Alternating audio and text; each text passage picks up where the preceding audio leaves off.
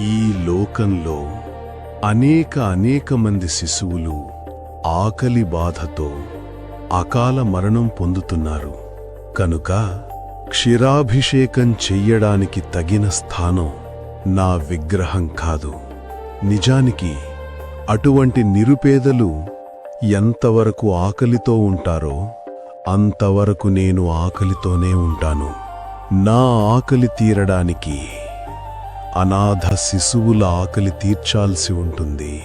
ఎంతవరకు ఏ ప్రాణి బాధపడుతూ ఉంటుందో అంతవరకు నేను బాధపడుతూనే ఉంటాను. ఎంతవరకు లోకంలో అన్యాయం, భేదభావాలు ఉంటే అంతవరకు నేను అనుక్షణం వేదన చెందుతూనే ఉంటాను. లోకాల శాంతి వల్లే నా మనసు శాంతిస్తుంది. పంచభూతాల్లో ప్రధానమైనటువంటిది జలం. నన్ను జలంతో అభిషేకించే ప్రాణప్రదమైన ఆ జలాన్ని వృధా చెయ్యడం నాకు ఇష్టం లేదు. ఇదే నా జలానికి పరమ లక్ష్యం. నిర్మలమైన సేవ చెయ్యడం వలన నేను మీ మనసుని గ్రహించలేనా? జలం అంటే ఆత్మ సంజీవని. అసంఖ్యాక ప్రజలు తాగునీరు లేక దాహార్తిని తీర్చుకోవడానికి అపరిశుభ్రమైన నీరు సేవిస్తున్నారు. ఎంతో మంది వ్యక్తులు లోకంలో ఒక్క చుక్క నీటి కోసం పరితపిస్తూ ఉన్నారు.